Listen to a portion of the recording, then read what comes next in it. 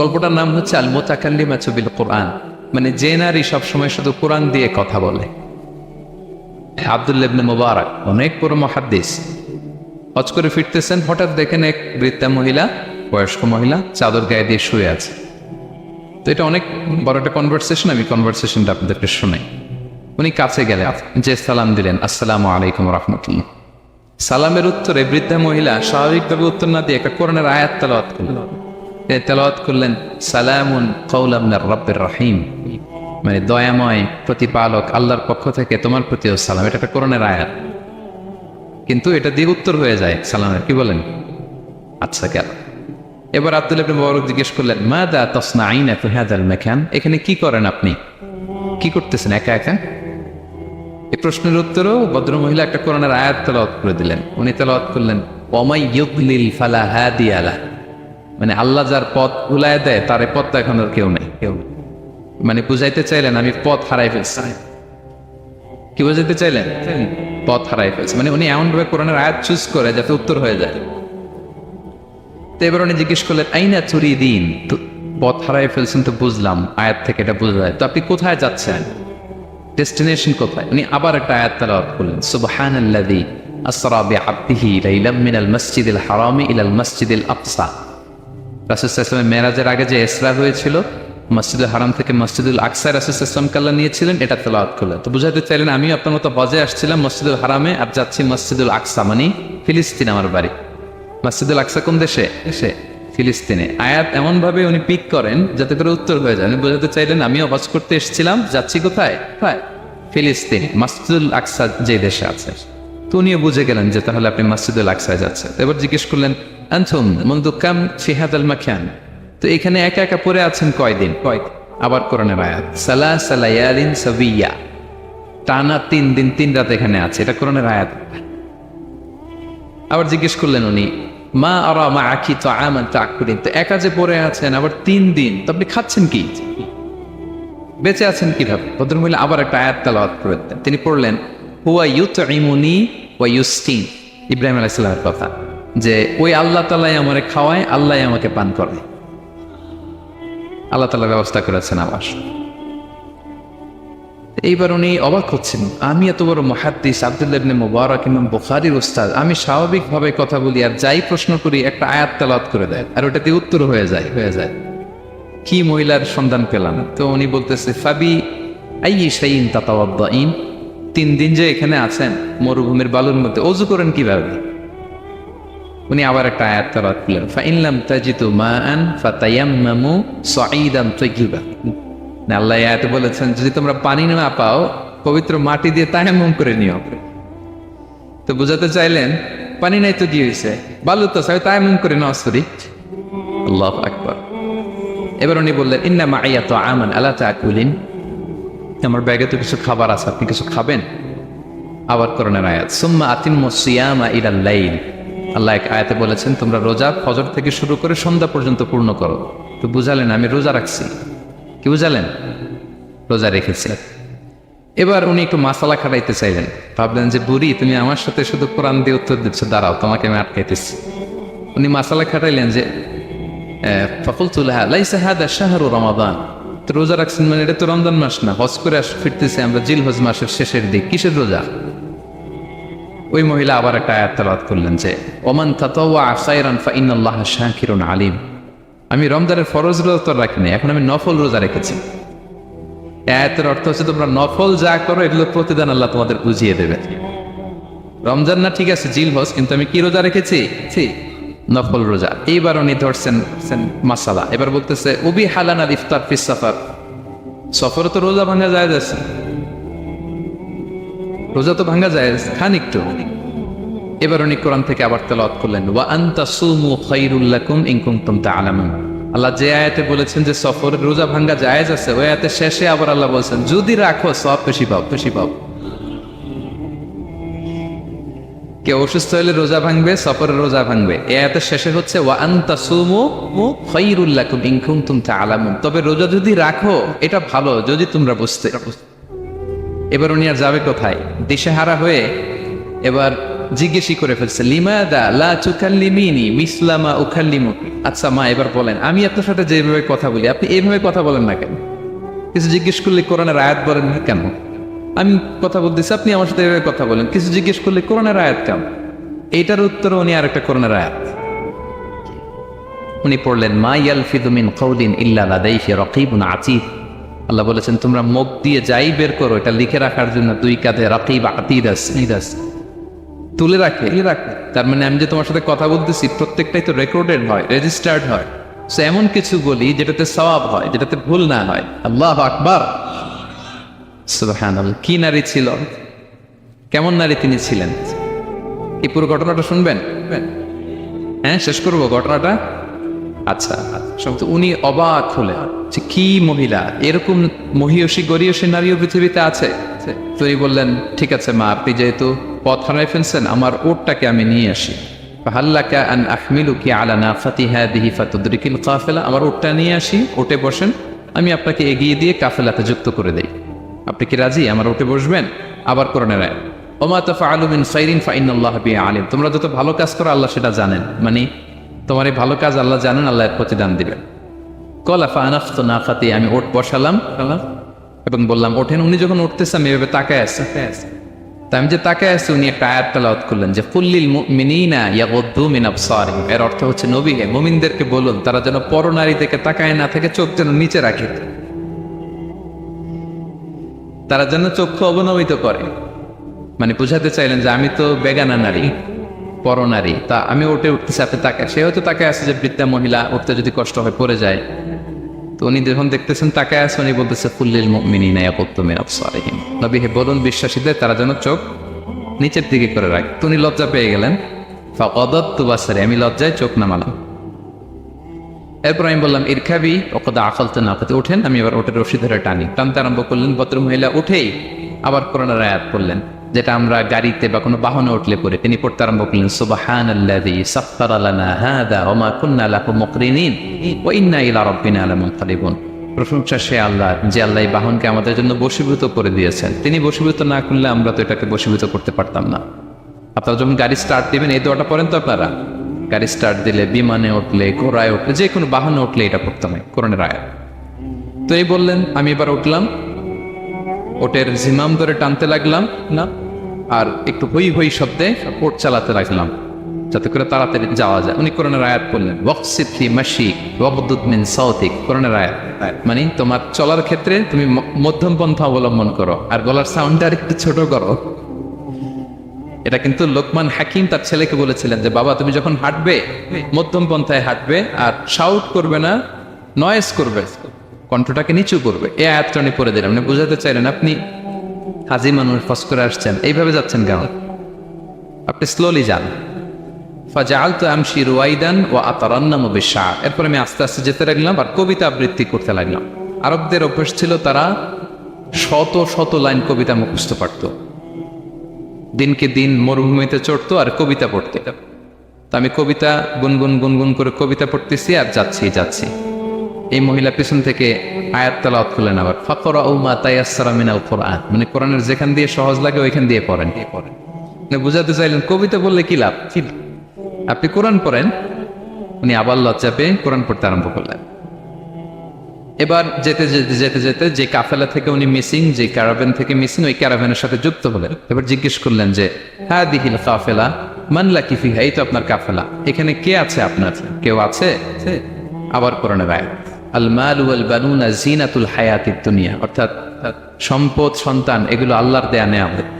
এটা দিয়ে বুঝাতে চাইলেন হ্যাঁ আমার কিছু সন্তানাদি আছে। উনি বুঝতে পারলেন, ফাআলিমতু আন্না লাহা আওলাদান ফিহা, আমি বুঝলাম যে ওনার সন্তান সন্ততি এখানে আছে। এবার একটা চান্স পেয়ে গেছে আব্দুল্লাহ ইবনে মুবারক। কি পেয়ে গেছে? উনি মনে মনে ভাবলেন ওনার ছেলেদের নাম কি, এটা জিজ্ঞেস করি, তাইলে তোর উত্তর দিতে পারবে না। সুন্দর না প্রশ্নটা?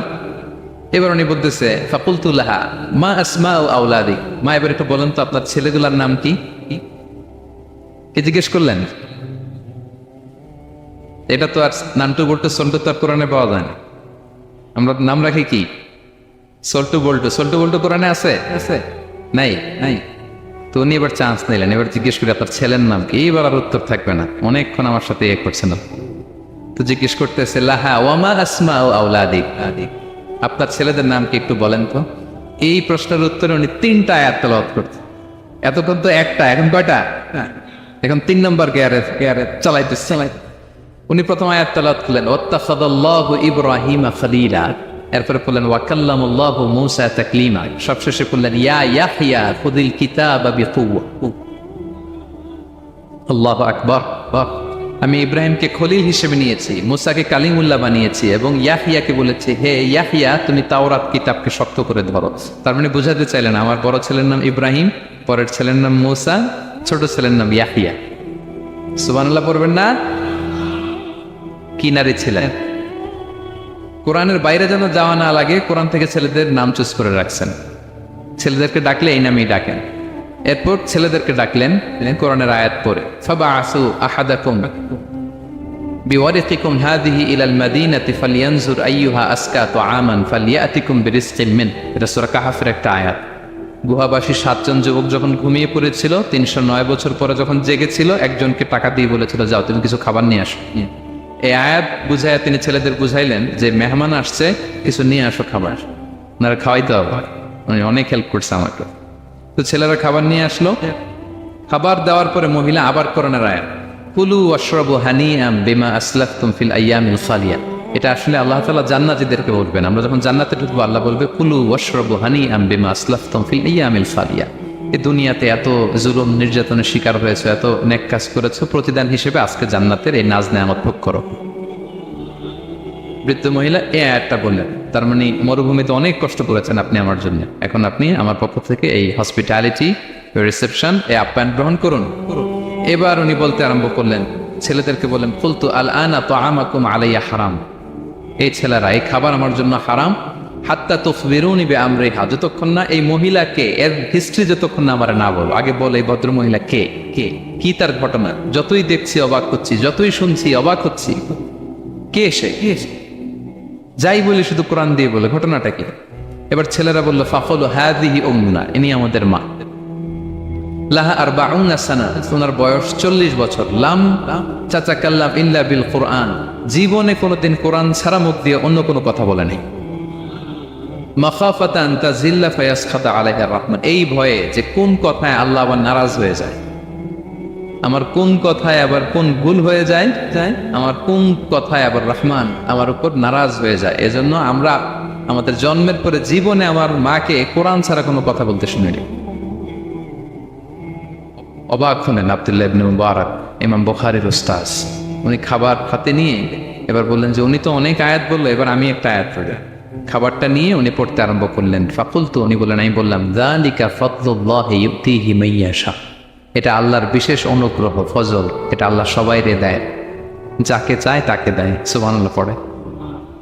এটা আল্লাহর বিশেষ অনুগ্রহ, তিনি সবাইকে দান করেন, যাকে চান তাকে দেন।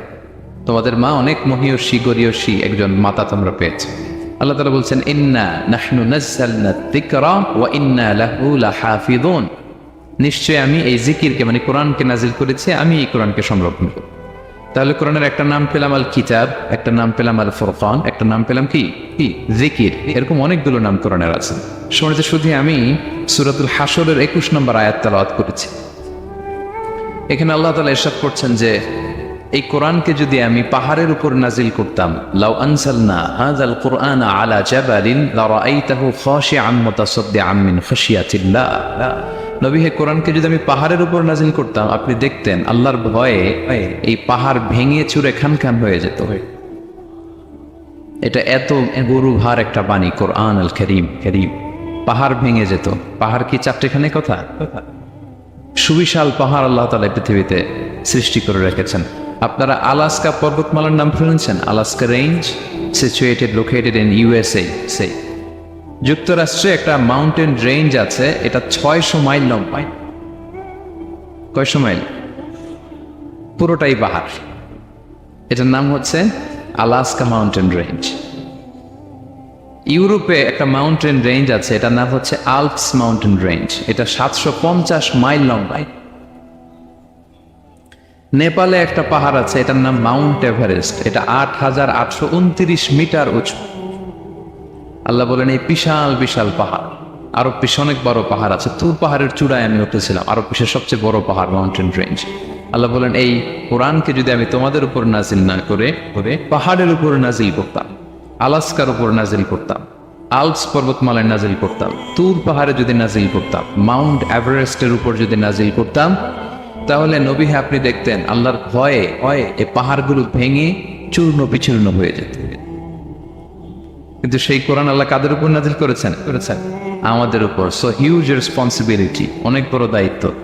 এই কোরআনকে আমরা বুঝি কিনা, কোরআনকে মানি কিনা, কোরআনের আইন সমাজে চাই কিনা, this is the burning question.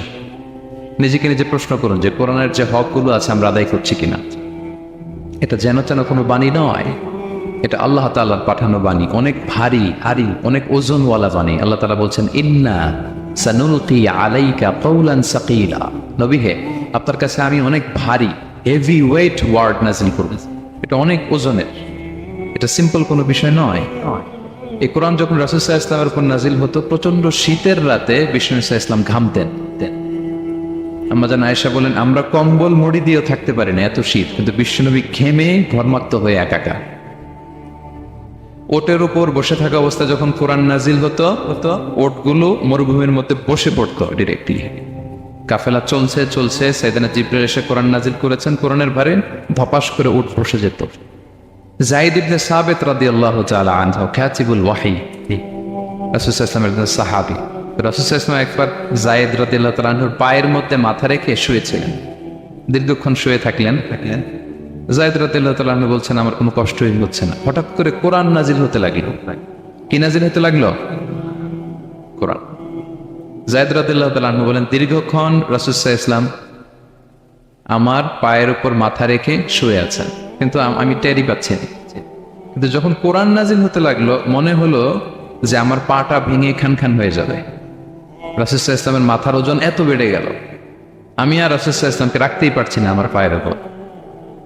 ইন্না সানুলকি আলাইকা কওলান সাকিলা, নবী হে আমি অনেক ভারী, হেভি ওয়েট ওয়ার্ডের কোরআন আপনার কাছে নাজিল করব। সো কোরআনটা এটা অনেক সম্মানিত একটা বাণী, আল্লাহ তাআলার বাণী, অনেক ভারী একটা বাণী। এটা পাহাড় সইতে পারে না, পাহাড় ভেঙে চূর্ণ বিচূর্ণ হয়ে যেত, সে কোরআনকে আল্লাহ তাআলা আমাদের উপর নাজিল করেছেন। সো আমাদের হিউজ রেসপন্সিবিলিটি, অনেক বড় দায়িত্ব যে এই কোরআনকে মেনে চলা, কোরআন পড়তে জানা, কোরআনের অর্থ বোঝা এবং কোরআনের নীতিমালাগুলো আমাদের সমাজে বাস্তবায়ন করা। তো আমরা বলেছি যে আমরা কোরআন দিয়ে আজকে কোরআনের পরিচয় নিব। কোরআনকে জিজ্ঞেস করবো যে কোরআন তুমি তোমার পরিচয় দাও। আমরা কিছু প্রশ্ন করবো, দেখবেন কোরআন অবলীলায় উত্তর দিয়ে দিচ্ছে। আমরা যদি কোরআনকে জিজ্ঞেস করি যে কোরআন তুমি যে পৃথিবীতে এসেছো, তোমার হিস্ট্রিটা বলো, কবে আসলো, কবে নাজিল হয়েছ? কোরআন বলবে, শাহরু রমাদান আল্লাযী উনজিলা ফীহিল কুরআন, আমি রমাদান মাসে এসেছি, জান্নাতুল মাসে আসি। কোরআনকে যদি আমরা প্রশ্ন করি যে কোরআন রমাদান তো 29 দিন বা 30 দিন, তো এই 30 দিনের বা 30 রাতের কোন দিন বা কোন রাতে এসেছ? কোরআন বলবে, ইন্না আনজালনাহু ফি লাইলাতুল কদর, আমি কদরের রাতে এসেছি। সুবহানাল্লাহ বিহামদি। ওমা আদরাকা মা লাইলাতুল কদর, কে তোমাকে জানাবে কদর কি? লাইলাতুল কদরি খায়রুম মিন আলফি শাহর, কদরের রাত 1000 মাসের চেয়েও সেরা। রাসূল সাল্লাল্লাহু আলাইহি ওয়াসাল্লাম আফসোস করতেছেন, আল্লাহ বনি ইসরাইলের লোকেরা হায়াত পাইছে 1000 বছর, 1500 বছর, এত ইবাদত করছে, আমার গুনাহগার উম্মতের কি হবে? আমার গুনাহগার উম্মত তো 60-70 মধ্যে মরে শেষ। আমার উম্মতি মা বাইনা 60 ইলা 70, আমাদের গড় বয়স কত? 60 থেকে 70। আল্লাহ বলেন, চিন্তা করো না, লাইলাতুল কদর খায়রুম মিন আলফি শাহর, তোমার গুনাহগার উম্মতের জন্য আমি কদরের রাত দিয়েছি 1000 মাসের চেয়ে সেরা। তাহলে কোরআনের হিস্ট্রি আমরা জেনে গেলাম। রমাদানে আসছে, রমাদানের কোন রাতে আসছে? এখন যদি জিজ্ঞেস করি তুমি কি একা একা আসছো না কেউ নিয়ে আসছে তোমায়, এবার কি উত্তর পাওয়া যাবে? এই প্রশ্নের উত্তরে কোরআন আমাদেরকে জানায় যে আমি একা আসিনি। নাযালা বিহির রূহুল আমিন। রূহুল আমিন হচ্ছে জিবরাইল আলাইহিস সালামের একটা নাম, বিশ্বস্ত আত্মা। রূহুল আমিনের সাথে আমি এসেছি, সবচাইতে বিশ্বস্ত, যেহেতু এটা আল্লাহর বাণী। এটা আসার সময় যদি অন্যের কথা ঢুকায় দেয় তাহলে ভেজাল আছে না নাই? আমিন, বিশ্বস্ততার সাথে যে পৌঁছে দিবে, বাণী বাহকের কাজ করবে, এরকম সবচাইতে বিশ্বস্ত ফেরেশতা জিবরাইলকে দিয়া আমি পাঠিয়েছি। তাহলে কোরআন একা আসে, সবচাইতে শক্তিশালী ফেরেশতা। জিবরাইল আলাইহিস সালামের লাহু সিত্তু মিআতু জানা, 600 পাখা আছে, 600 পাখা। সব নবীদের কাছে এসেছেন ওহী নিয়ে, এরকম একজন ফেরেশতা দিয়ে কোরআনকে পাঠানো হয়েছে। এবার যদি জিজ্ঞেস করি যে কোন ভাষায় তোমাকে নাজিল করা হয়েছে বলো, আচ্ছা এটা কোরআনে? কোরআন আমাদেরকে জানাচ্ছে ইন্না আনসালনাহু কুরআনান আরাবিয়ান লাআল্লাকুম তাআকিলুন, নিশ্চয় আমি কোরআনকে আরবি ভাষায় নাজিল করেছি যাতে তোমরা বোঝো। সুস্পষ্ট আরবি ভাষায় এই কোরআনকে আল্লাহ তাআলা নাজিল করেছেন। তাহলে হিস্ট্রি আমরা জানতেছি ধীরে ধীরে, না? রমাদানে আসলো, কদরে আসলো, একা আসে নাই, জিবরাইল আলাইহিস সালামের সাথে আসলো, আরবি ভাষায় নাজিল হলো। এবার যদি জিজ্ঞেস করি যে তুমি যে আসলা, তোমাকে যে আমাদের তেলাওয়াত করতে হবে, তো এই তেলাওয়াত করার গাইডলাইনটা কি, কিভাবে তেলাওয়াত করব, তেলাওয়াত করার সিস্টেমটা কি, এটা যদি আমাদেরকে একটু বলতে। তো কোরআন এই প্রশ্নের উত্তরে প্রথমে আমাদেরকে বলে যে আমাকে যদি আবৃত্তি করতে চাও, তেলাওয়াত করতে চাও, প্রথম গাইডলাইন হচ্ছে লা ইয়ামাসসুহু ইল্লাল মুতাহহারুন। এর অর্থ হচ্ছে পবিত্র ছাড়া কেউ এই কোরআনকে স্পর্শ করতে পারে না। যদিও এটা দিয়ে লাউহে মাহফুজের কথা বলা হয়েছে, ফেরেশতাদের কথা, কিন্তু বিষ্ণু বলেছেন লা ইয়ামাসসুহু ইল্লা তাহির, পবিত্রতা ছাড়া কোরআন ধরা যায় না। তাহলে কোরআন তেলাওয়াতের প্রথম গাইডলাইন কি? পবিত্রতা, ওযু করতে হবে। ডোন্ট টাচ মি উইদাউট অ্যাবলুশন, কোরআন আপনাকে অর্ডার করবে ওযু ছাড়া আমাকে টাচ করা যাবে না। আচ্ছা, ওযু করলেন, তারপরে কি শুরু করে দিতে পারবেন? না, কোরআন বলে ফাইদা ক্বারাতাল কুরআনা ফাস্তাঈদ বিল্লাহি মিনাশ শাইতানির রাজিম।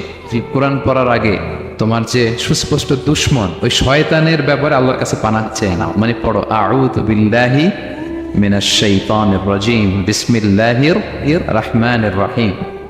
তাহলে ওযু করলেন, আউযু বিল্লাহ বললেন, বিসমিল্লাহ বললেন। এবার কি করতে হবে? এবার কোরআন বলছে যেমন মনে চায় তেমন পড়া যাবে না।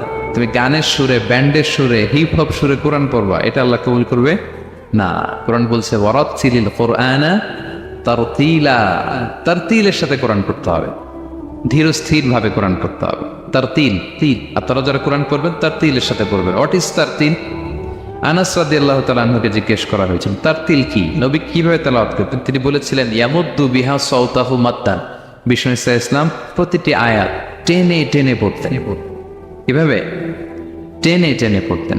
আবার বিষ্ণু ইসলামের স্ত্রী উম্মে সালামা রাদিয়াল্লাহু তাআলা আনহা, তিনি বলতেন ইয়াকাত্তিউ কিরাআতাহু আয়াতান আয়াতান, বিষ্ণু ইসলাম প্রতিটি আয়াত শেষে থামতেন। এক আয়াত পড়ে থেমে আরেক আয়াত, আবার থেমে আরেক আয়াত। আলহামদুলিল্লাহি রাব্বিল আলামিন আর রহমানির রহিম মালিকি ইয়াউমিদ্দিন। দেখেন, টেনে টেনেও পড়লাম, বা প্রতিটা আয়াত শেষে থামলাম। This is তারতিল। ওয়ারাত্তিলিল কুরআনা তারতিলা, এভাবে টেনে টেনে প্রতি আয়াত শেষে থেমে থেমে পড়ার নাম তারতিল। এভাবে পড়তে হবে।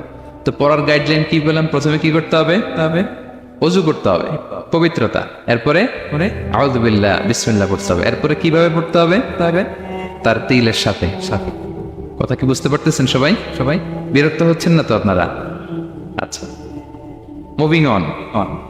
এরপর যদি বলি যে ঠিক আছে, ওযু করলাম, আউযু বিল্লাহ বিসমিল্লাহ বললাম, তারতিলের সাথে পড়বো, তো কোত্থেকে পড়বো? সূরা তো 114টা, পারা তো 30টা। কোন দিক থেকে? শুরু থেকে না মিডল থেকে না শেষ থেকে? দেখেন কোরআন কি বলে। কোরআন বলে ফাকরাউ মা তায়াসসারা মিনাল কুরআন, যেখান থেকে সহজ লাগে ওইখান থেকে পড়ো, যেখান থেকে। এই যে আমরা একটু পরে মাগরিবের সালাত করবো, কোনো ধরা বাঁধা এরকম গাইডলাইন আছে যে এই সূরাটাই পড়তে হবে? সূরা আর রহমান দিয়ে না পড়লে মাগরিব হবে না, বা সূরা জিলজাল দিয়ে না পড়লে মাগরিব আদায় হবে না, এরকম আছে? ফাকরাউ মা তায়াসসারা মিনাল কুরআন, যেখান দিয়ে তোমার সহজ লাগে ওইখান দিয়ে পড়ো। শুধু বড় এক আয়াত বা ছোট 3 আয়াত এই পরিমাণ হলেই হবে, যেখান থেকে মনে চায়, যে কোনো পারা, যে কোনো সূরা। আলহামদুলিল্লাহ বলে। বিশেষ করে ফজরের নামাজে বিষ্ণু ইসলাম লম্বা কেরাত পড়তেন, কারণ ফজরের কোরআন তেলাওয়াতটাতে স্পেশালি সাক্ষী রাখা হয়। আল্লাহ তাআলা বলছেন আকিমিস সালাতা লিদুলুকিশ শামসি ইলা ওয়াসাকিল লাইলি ওয়া কুরআনাল ফাজর ইন্না কুরআনাল ফাজরি কানা মাশহুদা। সূর্য যখন ডুবে তখন থেকে রাত পর্যন্ত সালাত কায়েম করো, বিশেষ করে ফজরের সালাত। এ সময় ফেরেশতারা আসে, এটা সাক্ষী থেকে যায়। আমরা ফজরের সময় যেন লম্বা চূড়া তেলাওয়াত করি, ফজরের 2 রাকাতে আমরা লম্বা তেলাওয়াত করি। এবার কোরআনকে যদি জিজ্ঞেস করি যে কোরআন তোমার তোমার পৃথিবীতে যে এসছো, তোমার অবজেক্টিভটা কি, নাজিলের উদ্দেশ্য কি, কি উদ্দেশ্যে আল্লাহ তাআলা পাঠিয়েছেন? কোরআন আমাদেরকে জানাচ্ছে আলিফ লাম র কিতাবুন আনজালনাহু ইলাইকা লিতুখরিজান নাসা মিনাল যুলুমাতি ইলান নূর। এই কোরআনকে আমি নাজিল করেছি যাতে অন্ধকারাচ্ছন্ন মানুষগুলোকে নবী হে আপনি আলোর দিকে নিয়ে যেতে পারেন। I have revealed this holy book to you in order to lead the mankind out of darkness into the light. কোরআন আমাদেরকে আলোর দিকে নেয়। কিসের দিকে নেয়? আলোর পথ দেখায়, মুক্তির পথ দেখায়। তো মুক্তির জন্য আমি এই কোরআনকে পাঠিয়েছি। এবং কোরআন পাঠিয়ে আল্লাহ তাআলা গোটা বিশ্ববাসীকে চ্যালেঞ্জ করেছেন যে পারলে এরকম আর একটা কোরআন বের করে আনে, লিখে আনে। পারবে নাকি গোটা বিশ্বের সবাই মিলে? আমরা যখন বই লিখি, বইয়ের ভূমিকাতে লিখি যে মানবিক দুর্বলতার কারণে বা আমার জ্ঞানের কমতির কারণে কিছু ভুল হতে পারে বা টাইপো মিস্টেক হতে পারে। কেউ যদি আমাদের ভুলগুলো ধরিয়ে দেন আমরা শুদ্ধ করে নিব। প্রত্যেক লেখক লেখে যে আমার 3টা বই বেরোয়েছে, আমি এটা লিখছি শেষে, যে কিছু টাইপো মিস্টেক হতে পারে বা আমার ভুল হতে পারে, জানালে আমি পরবর্তী সংস্করণে কি করব? সূত্রে নেব। কিন্তু কোরআন ব্যতিক্রমে, সব লেখক বলে ভুল থাকলে বইলাম, কোরআন বলে পারলে ভুল খুঁজে বের করো। কোরআন শুরুতেই বলতেছে যালিকাল কিতাব লা রাইবা ফি, this is the book, the most authentic and original book in the world, whereof there is no doubt in it, এর মধ্যে কোনো সন্দেহের অবকাশ নাই। পারলে ভুল খুঁজে বের করে দেখাও। তার মানে গোটা বিশ্ববাসীকে আল্লাহ তাআলা চ্যালেঞ্জ ছুড়ে দিয়েছেন। চ্যালেঞ্জ দিয়ে বলেছেন ওয়া ইন কুনতুম ফি রাইবিন মিম্মা নাযালনা আলা আবদিনা ফাতু বিসূরাতিন মিন মিথলি ওয়াদউ শুহাদাআকুম মিন দুনিল্লাহি ইন কুনতুম সাদিকিন। যদি মনে করো যে কোরআন বিশ্বনবী বানিয়েছে, যদি সন্দেহ করো আমার বান্দা মুহাম্মদের উপর যে কোরআন নাজিল করেছে এটা যদি তার বানানো মনে করো, পারলে আরেকটা বানিয়ে নিয়ে আসো। পারে নাই। পৃথিবীর সবচাইতে বড় বড় সাহিত্যিক পণ্ডিত ছিল তখনকার সময়ে মক্কায়, পারে নাই তারা অনেক চেষ্টা করে যেই কথা বলছে এটা কোরআনের পক্ষেই চলে আসছে। একজন অনেক ট্রাই করতেছে যে কোরআনের সবচেয়ে ছোট সূরার মতো একটা লাইন সে বানাতে পারে কিনা। সবচেয়ে ছোট সূরা কোনটা? কাউসার। তো সে পড়তেছে ইন্না আ'তাইনা কাল কাউসার ফাসাল্লি লিরাব্বিকা ওয়ানহার ইন্না শানিআকা ওয়াল আবতার। এরপরে মিলে এক লাইন বানাইছে যে লাইসা হাযা মিন কালামিল বাশার। অর্থ হয়ে গেছে অন্যরকম। এটার অর্থ হচ্ছে এটা কোনো মানুষের কথা নয়। ইন্না আ'তাইনা কাল কাউসার ফাসাল্লি লিরাব্বিকা ওয়ানহার ইন্না শানিআকা ওয়াল আবতার। সে মিলে বানাইছে এক লাইন, সেটা হচ্ছে লাইসা হাযা মিন কালামিল বাশার, এটা কোনো বাশার মানুষের লেখা হতে পারে না। আল্লাহু আকবার। তো আল্লাহ তাআলা চ্যালেঞ্জ দিয়ে বলেছেন শুধু তোমরা না, পারলে জিনদের সাথে একটা কনফারেন্স করো।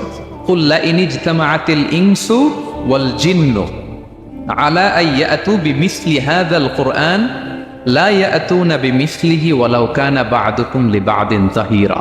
আল্লাহ বলতেছে চ্যালেঞ্জ, গোটা বিশ্ববাসীর জন্য চ্যালেঞ্জ। শুধু তোমরা না, জিনদেরকেও ডাকো একটা কনফারেন্সে। কারণ দুইটা, ম্যানকাইন্ড আর জিনকাইন্ড। শুধু মানুষকে না, আমি জিনকেও চ্যালেঞ্জ দিলাম, সবাই মিলে যদি পারো কোরআনের মতো একটা বই নিয়ে আসবে। পারবে? পারবে? পারবে না। গোটা বিশ্ববাসী এই চ্যালেঞ্জের কাছে হার মেনেছে। এবং আল্লাহ বলেছেন এটা আমি নাজিল করেছি, এটা হেফাজতের দায়িত্ব আমি নিয়েছি। ইন্না নাহনু নাযালনা যিকরা ওয়া ইন্না লাহু লাহাফিযুন। এই কোরআনকে নাজিল করেছে কে? আবার এটা হেফাজতের দায়িত্ব নিয়েছে কে? আল্লাহ তাআলা নিয়েছে। কোরআনের সবগুলো প্রিন্টেড কপি যদি আমরা আগুন দিয়ে জ্বালায় দেই তাহলে তো আর কোরআন থাকবে না পৃথিবীতে, না?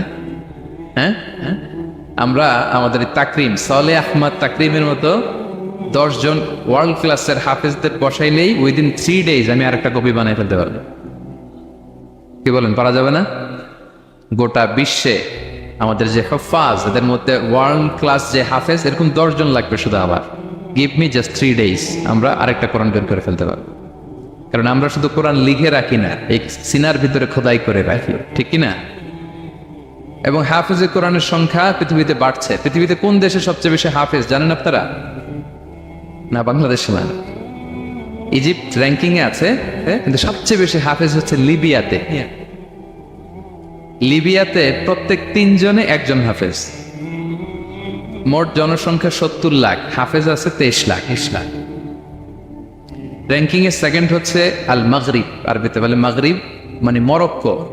ওদের হাফেজের সংখ্যা 16 লাখ। থার্ড হচ্ছে ইজিপ্ট, মোর দেন 1 মিলিয়ন। ফোর্থ হচ্ছে সৌদি আরবিয়া, ফিফথ হচ্ছে জর্ডান।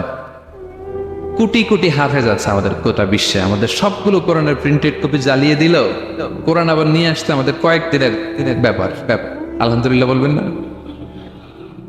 এই কোরআনের ভেতরে আল্লাহ তাআলা শিফা রেখেছেন রহমত। আল্লাহ বলেন, অনুনাজ্জিলু মিনাল কুরআনি মা হুয়া শিফাউ ওয়া রাহমাতুল লিল মুমিনিন ওয়া লা ইয়াজিদুয যালিমিনা ইল্লা খাসারা। আমি এই কোরআনের ভিতরে শিফা রেখে দিয়েছি, রহমত রেখে দিয়েছি। সূরাতুল ফাতিহাকে বলা হয় সূরাতুশ শিফা। অসুস্থ ব্যক্তির গায়ে আপনি ফু দিতে দেরি, সুস্থ হতে দেরি হয় না। কিন্তু ওই ঈমানটা থাকতে হবে। ওই ঈমান নিয়ে, ওই আমল নিয়ে যদি আপনি রিসাইট করে ফু দেন, আল্লাহ তাআলা সুস্থ করে দেবেন। এবং এই কোরআন আপনাকে বিপদ থেকে উদ্ধার করতে পারে, কারণ কোরআন আল্লাহর সিফাত। এটা আল্লাহর একটা সিফাত। এটা পরে আপনি আল্লাহর কাছে দোয়া করলে আপনাকে বিপদ থেকে উদ্ধার করবে। আল্লাহ তাআলা বলছেন, ওয়া ইযা ক্বারা'তাল কুরআনা জাআলনা বাইনাকা ওয়া বাইনাল্লাযীনা লা ইউমিনুনা বিল আখিরাতি হিজাবাম মাসতুরা। নবী হে, আপনি যখন কোরআন তেলাওয়াত করেন তখন আপনার আর কাফেরদের মাঝে আমি পর্দা ঢেলে দেই। পর্দা, কাফেররা আপনারা দেখে না। সুবহানাল্লাহ। সূরা লাহাব যখন নাজিল হলো, তাব্বাত ইয়াদা আবি লাহাবি ওয়া তাব, ধ্বংস হোক নিপাত যাক আবু লাহাবের 2 হাত। আবু লাহাব কে ছিল বলেন তো? বিশ্বনবীর চাচা। তো এই আয়াত যখন নাজিল হলো, চাচার বদনাম যখন এই আয়াতে আসলো, চাচি উম্মে জামিল খুব রেগে গেল। সে যখন নমুসলিমদের কাছে শুনতে আরম্ভ করলো, কি আমার স্বামীর ব্যাপারে কটূক্তি, আজকে মুহাম্মদের খবর আছে। আতাইনা ওয়া আবাইনা ওয়া আমরাহু কালাইনা, আজকে মুহাম্মদের একদিন আর আমার একদিন, একটা স্পর করে ছাড়বো। রেগে মেগে, খুব যাত্রের মহিলা ছিলেন। আসতেছে। তো বিষ্ণু ইসলাম কাবা ঘরের পাশে আবু বকর রাদিয়াল্লাহু তাআলা আনহুকে নিয়ে বসা। তো আবু বকর রাদিয়াল্লাহু তাআলা আনহু এই দৃশ্য দেখে বললেন, ইয়া রাসূলুল্লাহ, আপনি এখান থেকে চলে যান। উম্মে জামিল এসে আক্রমণ করবে আপনার উপর। আল্লাহ রাসূল বললেন, আবু বকর তুমি ভয় পেও না, আমি জাস্ট একটু কোরআন তেলাওয়াত করবো, এরপরে কি হয় দেখেন। বিষ্ণু ইসলাম কোরআন তেলাওয়াত করতে লাগলেন। আর রেগে মেগে আগুন হয়ে উম্মে জামিল আসছে। এসে আবু বকরকে বলতেছে, এই আবু বকর, তোমার বন্ধু মুহাম্মদ কোথায় বলো? পাশেই কিন্তু বিশ্বনবী বসা, কিন্তু সে চোখে দেখেন। সুবহানাল্লাহি ওয়া বিহামদিহি জাআলনা বাইনাকা ওয়া বাইনাল্লাযীনা লা ইউমিনুনা বিল আখিরাতি হিজাবাম মাসতুরা। নবী, আপনি যখন কোরআন পড়েন, কাফেরদের আর আপনার মাঝে আমি কি এঁটে দেই? পর্দা এঁটে দেই, ওরা দেখে না। আপনি বিপদে পড়ছেন, আপনি কোরআন পড়েন, আপনার শত্রু আপনাকে দেখবে না। হিজরতের রাতে বিষ্ণু ইসলাম আবু বকর রাদিয়াল্লাহু তাআলা আনহুকে নিয়ে গারে সাউরে আশ্রয় নিলেন। মক্কার কুরাইশরা খুঁজতে আবু বকর রাদিয়াল্লাহু তাআলা আনহু তো ভয়ে তটস্থ যে কি না কি হয়ে যায়। আবু বকর রাদিয়াল্লাহু তাআলা আনহু বললেন যে আমি অবাক, আমার পাশ দিয়ে হেঁটে যায় ওরা, কিন্তু আমাদেরকে দেখে না। ইমাম আল কুরতুবী, তিনি মনসুর দুর্গে বন্দী ছিলেন, জালিমের বন্দিশালায়। উনি জেলখানা ভেঙে পালাতে সৈনিকরা টের পেয়ে গেল, খুঁজতেছে ওনাকে। খুঁজতে ধরার জন্য উনি পাহাড়ের চিপায় যে আশ্রয় নিলেন আর সূরা ইয়াসিন তেলাওয়াত করতে লাগলেন। তো ওরা খুঁজতে পায় না, কিন্তু উনি পাশেই, সেই চোখে দেখে না। তো উনি বললেন যে হঠাৎ এক সৈনিক সে ইউরিন পাস করতে লাগলো দাঁড়িয়ে, মানে প্রস্রাব করতে লাগলো। তার প্রস্রাবের ছিটে ফোঁটা আমার গায়েও লাগতেছে, কিন্তু সে আমরা দেখেন। সুবহানাল্লাহ পড়বেন না? জাআলনা বাইনাকা ওয়া বাইনাল্লাযীনা লা ইউমিনুনা বিল আখিরাতি হিজাবাম মাসতুরা। নবী হে, যখন কোরআন পড়বেন আপনার আর কাফেরের মাঝে আমি কি এঁটে দেই? পর্দা এঁটে দেই। আমি নিজেও এটার অনেক প্রমাণ পেয়েছি। আমি বাংলাদেশের একটা জেলা, চাঁদপুরের এদিকে একটা এলাকায় আমার একটা তাফসীর প্রোগ্রাম ছিল। তো একটা সময় আমি খুব প্রত্যন্ত অঞ্চলে যেতাম, রিমোট এরিয়ায়, বিল একটা গ্রাম। দাওয়াত করছে তো আমি চলে যেতাম। কোরআনের কথা আমার পৌঁছাইতে হবে সব জায়গায়। তো মাহফিল শেষে রাত 2টার দিকে আমরা ফিরতেছি, বিল কিছু গুচ্ছ গ্রাম। হঠাৎ একটা মোড়, ওই মোড়ের ওইখানে দেখি একটা গাছপালা আছে।